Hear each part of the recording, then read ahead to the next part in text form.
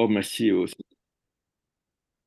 euh, merci à Sud de m'avoir invité. Ça aurait été un plaisir d'être en présentiel, si on peut dire, avec vous, parce que c'est plus facile et parce que c'est toujours difficile de suivre une intervention par visio. Mais je vais dire quand même juste un mot sur l'interdiction, parce que c'est pas un incident isolé. C'est-à-dire que depuis le 7 octobre, on assiste à toute une série de mesures prises par les autorités pour empêcher l'expression d'un débat sur la Palestine ou de la solidarité avec la Palestine. On a vu, par exemple, dans les Alpes-Maritimes, le préfet du Nord interdire 6 fois de suite les manifestations, alors qu'il savait que ça allait être cassé par le tribunal administratif, qui savait qu'il allait payer 1600 euros de dédommagement aux organisations, ce qui a permis pour elle de toucher plus de 10 000 euros, ce qui est bien. Mais ça a un but, évidemment, c'est pas du tout anodin, c'est le but d'intimider les gens. Et il y a en France, et en partie, ça a marché. C'est-à-dire, si en France, il y a un peu moins de manifestations qu'ailleurs, c'est aussi dû à cette intimidation permanente autour de la Palestine. Bon, je vais essayer d'être bref parce que c'est vrai qu'en visio, c'est pas très facile de suivre une conférence. Je vais axer mon intervention sur 2 points. D'abord, sur la manière dont on analyse ce conflit et ensuite sur la politique de la France parce que c'est lié. Globalement, je veux dire, une des difficultés qu'on a quand on parle d'Israël et Palestine, c'est que, et qu'on parle avec des gens, je dirais, de bonne volonté, c'est qu'ils font le même constat que nous. Il y a sur le territoire historique de la Palestine 15 millions de personnes qui vivent, en gros 7 millions et demi de juifs israéliens, 7 millions et demi de Palestiniens, et qu'il faudrait qu'ils trouvent une solution, et qu'il n'y a pas de solution possible sans un accord, ce qui est tout à fait vrai. Mais ce renvoi dos à dos occulte 2 choses tout à fait importantes sur lesquelles il faut revenir même brièvement. Un, c'est l'origine de l'État d'Israël et comment il s'est créé. Et de l'autre, c'est la situation actuelle qui n'est pas une situation qui met face à face des gens qui sont égaux en, en pouvoir, mais face à face un occupant et un occupé. Alors d'abord sur l'histoire, sans rentrer dans tout le détail de l'histoire, vous savez que le mouvement sioniste s'est créé à la fin du 19e siècle, à la suite notamment des vagues antisémites en Europe, que l'idée c'était de créer un État pour les Juifs, que ce courant a été très longtemps très minoritaire chez les Juifs, mais bon, il y a tout un débat. Est-ce que les Juifs forment un peuple, forment une nation? Est-ce qu'ils ont droit à l'autodétermination? C'est un débat dans lequel je ne veux pas entrer. C'est à la limite, il leur appartient à eux. Là où il y a eu un problème dès le départ, c'est qu'ils ne voulaient pas créer un État ou une structure là où ils habitaient, c'est-à-dire essentiellement en Europe de l'Est, mais en Palestine où existait déjà un autre peuple. En ce sens, ce mouvement sioniste s'inscrit tout à fait, comme l'avait expliqué l'orientaliste Maxime Reninson, comme un fait colonial, au sens propre du terme, c'est-à-dire une population européenne pour l'essentiel, en tous les cas au début, qui va s'installer dans un territoire où il y a d'autres gens et qui s'appuie. Alors, elle ne vient pas d'une métropole comme. Mais en général, elle venait jamais totalement d'une métropole. Même les Français d'Algérie, en fait, on sait que beaucoup venaient, enfin, étaient originaires d'Espagne et d'autres. Mais les Juifs viennent pas d'une métropole, mais ils ont eu besoin du Royaume-Uni, qui avait le contrôle de la Palestine après la Première Guerre mondiale, pour s'installer là. Et ils n'ont pu s'installer que parce qu'ils ont eu cet appui, et que pendant 20 ans, il a été total, et qui leur a permis à la fois de créer des colonies agricoles, les kibbutz et les moshav, de former une économie, d'avoir des structures politiques qui étaient reconnues par les autorités britanniques, etc. etc. Et c'est exactement ce qu'on appelle la colonisation, c'est-à-dire que ça ne pouvait se faire dans la réalité que si on se débarrassait de la population locale. D'ailleurs, dès le départ, le mouvement sioniste a lancé un mot d'ordre qui s'appelait le travail juif, c'est-à-dire dans les structures agricoles qui étaient l'essentiel, c'était interdire que ces structures agricoles embauchent des travailleurs arabes. Donc petit à petit, bon, je passe sur la manière dont ça s'est passé, mais on est arrivé à une situation où les Juifs qui au départ représentaient moins de 10% de la population ont représenté le tiers de la population en 1900, après la Seconde Guerre mondiale. Et à ce moment, les Nations Unies ont décidé de partager la Palestine en deux États, un État juif et un État arabe. Le mouvement sioniste a accepté du bout des lèvres parce qu'il savait qu'en fait ça se réglerait concrètement dans la guerre et sur le terrain. Les Arabes ont refusé. On peut dire que c'était, comment dire, politiquement, ils auraient mieux fait d'accepter, ça aurait été mieux, mais je veux dire, en gros, eux, ils considéraient que c'était leur maison et qu'ils n'avaient pas à la partager avec des gens qui venaient de l'étranger. Et d'ailleurs, c'est important de le rappeler parce que on parle beaucoup de l'immigration juive, des réfugiés juifs qui s'installaient d'ailleurs pas seulement en Palestine, qui allaient aux États-Unis, qui allaient en Égypte, etc. Les Palestiniens disaient, nous, on est prêts à accueillir des gens comme des réfugiés, mais on n'est pas prêt à accueillir des gens qui se considèrent comme une nationalité qui va nous remplacer. Donc le, l'État d'Israël s'est créé, mais et il s'est créé donc dans la guerre de 47-49, où il y a eu une entreprise systématique de ce qu'on appellerait aujourd'hui une purification ethnique, c'est-à-dire l'expulsion de 750 000 Palestiniens de leur foyer. Et ça reste aujourd'hui encore une des questions centrales de ce conflit, l'existence de millions de réfugiés palestiniens, à la fois qui vivent en Cisjordanie, en Jordanie, en Syrie, au Liban, et puis à travers le monde. Donc, cette injustice, on ne peut pas revenir dessus, c'est-à-dire dans le sens où il est pas, personne ne pense qu'on peut mettre, entre guillemets, les Juifs à la mer ou des choses comme ça. Mais c'est un élément qui fait que les droits des Palestiniens et les droits des Juifs ne sont pas équivalents. Alors, il y a des gens qui, enfin, quand on réfléchit 5 minutes rationnellement sur le droit des Juifs à la terre de Palestine, je veux dire, personne ne peut prendre ça au sérieux. C'est-à-dire qu'il y a une relation entre les Juifs et Jérusalem, comme il y a une relation entre les chrétiens et Jérusalem et les musulmans et Jérusalem, que pendant très longtemps, pratiquement, sauf dans des périodes de guerre, les Juifs religieux allaient à Jérusalem pour y mourir parce que c'était là que devait arriver le Messie pour la fin du monde. Mais bon, je veux dire, personne ne peut penser que la Bible, qui serait une espèce d'acte de propriété des Juifs sur la Palestine, ni même le fait qu'il y a 3000 ans, il y a eu un État, ou 2000 ans ou 3000 ans, il y a eu des États juifs. Personne ne peut considérer que ça donne une légitimité quelconque à une installation des Juifs en Palestine. À moins de croire soit que la Bible est un texte sacré donné par Dieu, à ce moment, bon, il n'y a pas de débat possible.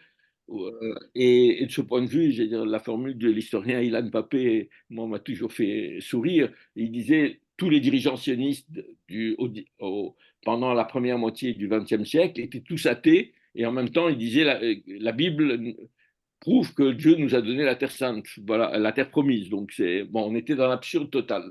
Donc voilà, cette injustice fondamentale, on ne peut pas tirer simplement un trait dessus. L'autre aspect qui est important, c'est le fait que, comme je l'ai dit, nous n'avons pas fait affaire à deux partenaires égaux. C'est-à-dire que, bon, on a eu l'illusion au moment des accords d'Oslo qui ont été signés entre Arafat et Rabin, qu'on allait vers la paix, peut-être qu'on aurait pu, je ne sais pas, il y a des... Bon, je ne veux pas rentrer dans ce débat, mais il y avait deux partenaires qui négociaient et que, finalement, si on arrivait à se débarrasser des extrémistes des deux bords, on y arriverait. La réalité, ça n'a jamais été ça. Bien sûr, il y avait des extrémistes, bien sûr, il y avait des gens qui refusaient, etc. Mais fondamentalement, la politique israélienne, à tout moment, depuis 1993, a été une politique de continuer l'occupation et l'oppression.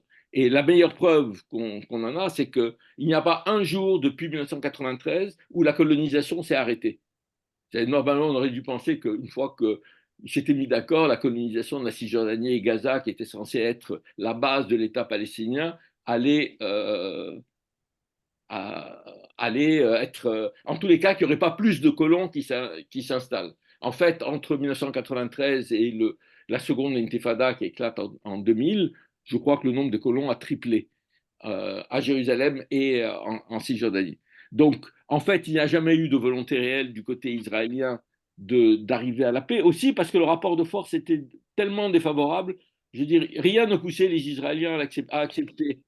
Et le plus intéressant pour qui a suivi les négociations à cette période, c'est que euh, il y a eu beaucoup de moments où les négociations étaient difficiles parce que Arafat ne voulait pas céder sur un certain nombre de choses, etc. Et chaque fois, les Européens comme les Américains faisaient pression sur Arafat pour qu'il cède. Pourquoi? Pas parce qu'ils ne voulaient pas de solution, mais parce qu'ils pensaient que les Israéliens, de toute façon, rien ne pouvait les faire céder et que donc ce n'était pas la peine. Et donc, petit à petit, on a vidé les accords d'Oslo du peu de contenu positif qu'ils ont pu avoir et on a débouché sur la seconde intifada. Et aujourd'hui, enfin, depuis maintenant euh, 10 ans, enfin, on est dans une situation où le pari israélien, le pari américain, le pari des pays européens et une partie des pays arabes, c'est que la question palestinienne disparaisse. Euh, que finalement, on allait arriver, c'est-à-dire, Netanyahou l'avait dit très clairement, euh, nous, en fait, on veut la paix avec les pays arabes. Et il avait fait, aux Nations Unies en septembre, il fait un grand discours où il montre une carte. La carte, c'est Israël-Palestine, c'est un seul État, ce qui est d'ailleurs la situation de fait aujourd'hui. Donc voilà, il y a un seul État et on veut la paix avec l'Arabie saoudite et les Américains espéraient la paix avec l'Arabie saoudite, la France aussi, etc.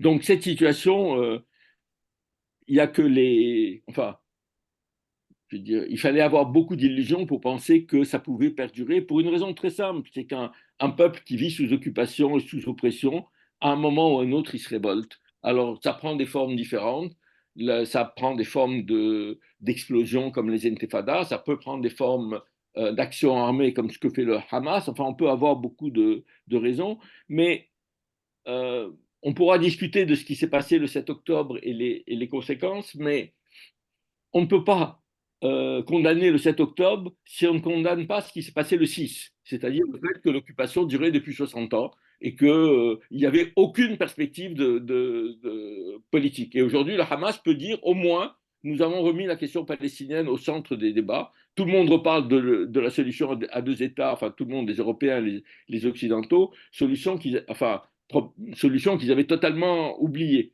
Donc, je crois que c'est important, c'est-à-dire, et quand on parle, là aussi, il y a eu beaucoup de mensonges sur ce qui s'est passé le 7 octobre, mais il y a eu des crimes qui ont été commis, etc.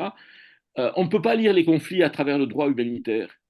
Avant du droit humanitaire, il y a le droit international politique. Et le droit international politique dit que les Palestiniens ont le droit à l'autodétermination.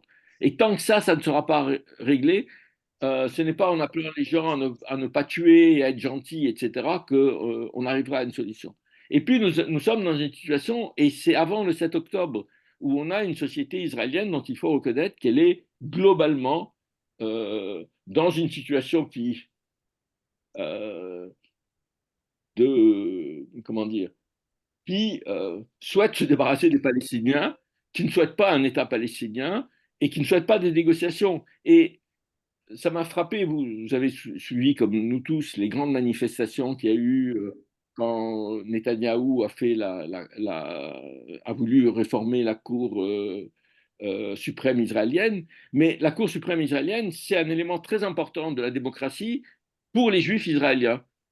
Sur toutes les questions de la Palestine, elle a toujours pris une position suprémaciste juive, c'est-à-dire et raciste. Par exemple, en 2017, Israël adopte la loi pour dire que c'est l'État-nation du peuple juif, ce qui réduit les citoyens palestiniens à un statut de seconde zone, la cour de justice, elle l'approuve par 11 voix contre une.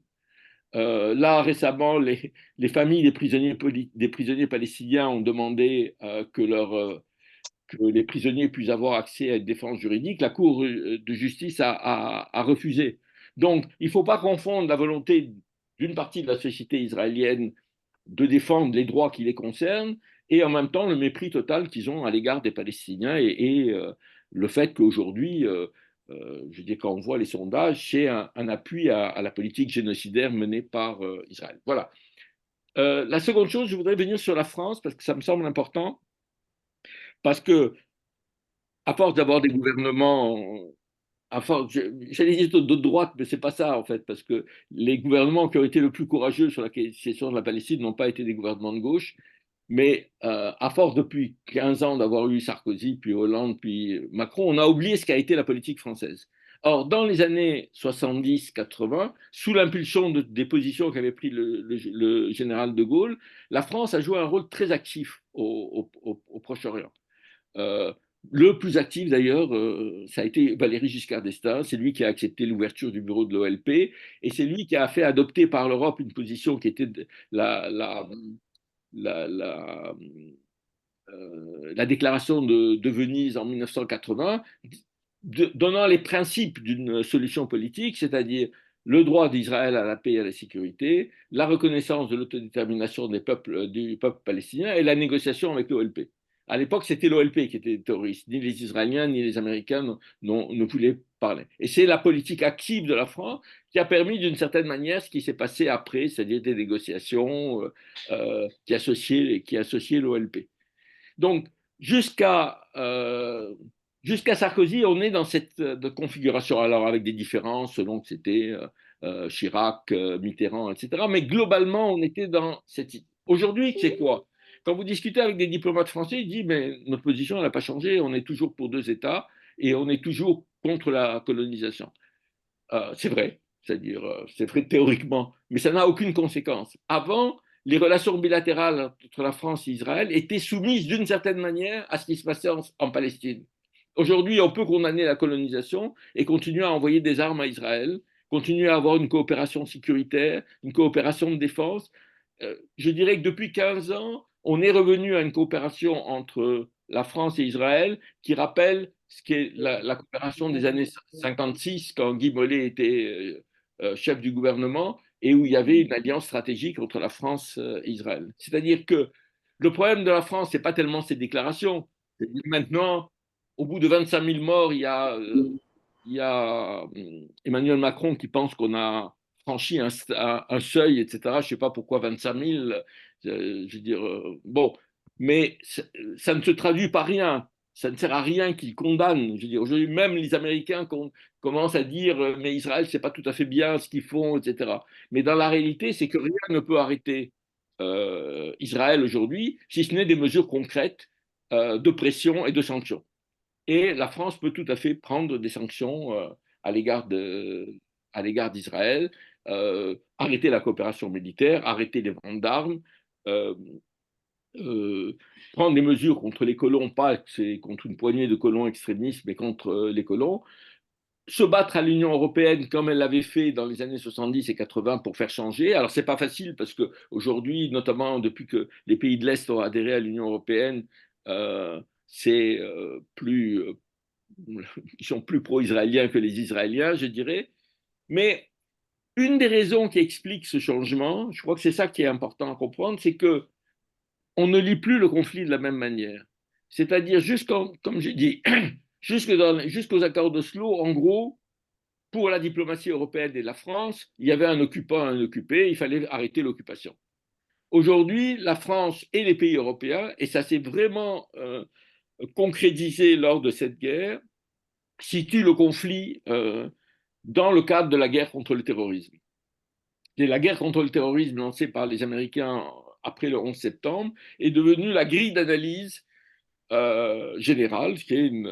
Nous sommes face à une menace existentielle du terrorisme. Bon, on pourra discuter, moi je ne sais pas ce que c'est le terrorisme, franchement, je veux dire, c'est pas une idéologie, c'est un moyen de lutte qu'on peut condamner moralement, etc. Mais il n'y a pas quand je connais pas d'organisation terroriste au sens où d'une organisation, je connais des organisations communistes ou fascistes qui ont des idéologies. Le terrorisme, c'est pas une idéologie, mais on a fait de ce terrorisme une espèce d'épouvantail qui fait euh, qu'aujourd'hui, c'est devenu un élément de la vision française. Et ça s'accompagne aussi, et ce n'est pas tout à fait un hasard, avec la perception de plus en plus des musulmans à l'intérieur ou des immigrés comme une menace existentielle, culturelle, sécuritaire, etc., etc., et avec de plus en plus de mesures prises contre les populations d'origine musulmane ou considérées comme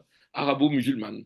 Donc là, c'est-à-dire on ne peut pas séparer la position française, à mon avis, en tous les cas celle d'Emmanuel Macron, de cette vision de la menace intérieure que représentent les musulmans. Et c'est sûr que tout ce qui s'est passé après le 7 octobre visait en particulier les populations musulmanes et visait à leur faire peur, à les empêcher de manifester, etc., etc.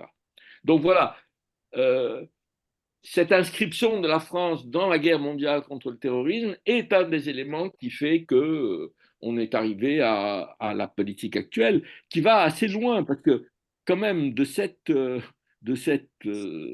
évidemment, c'est pas une guerre Hamas-Israël, c'est une guerre israélienne contre Gaza depuis, si vous voulez, cette guerre, elle a changé enfin, elle a changé, elle a accéléré la manière dont on voit le conflit et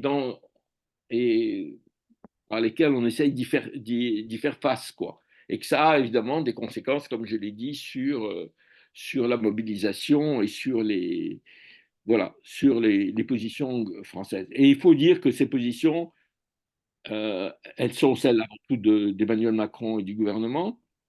Elles ont abouti, ah oui, c'est ça que je voulais dire, ça m'a échappé, à quand même quelque chose d'extraordinaire. Je veux dire, je me demande si on se rend compte, c'est-à-dire, c'est à l'occasion d'une marche contre l'antisémitisme qu'on a adoubé le Rassemblement national comme un parti légitime au même moment où on dénonçait la France insoumise ou les islamo-gauchistes. Je veux dire, c'est quand même extraordinaire quand on sait ce que c'est ce parti.